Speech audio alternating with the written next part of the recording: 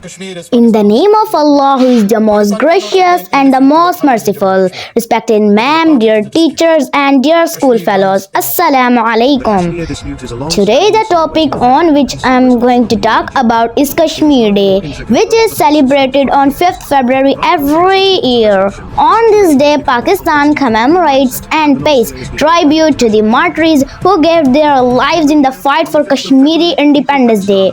We celebrate this day to reinforce and show support for the Kashmiri freedom movement. The ceremony is the honor of Pakistan's defense of Jammu and Kashmir in the year that followed the partition in 1947 to 1948.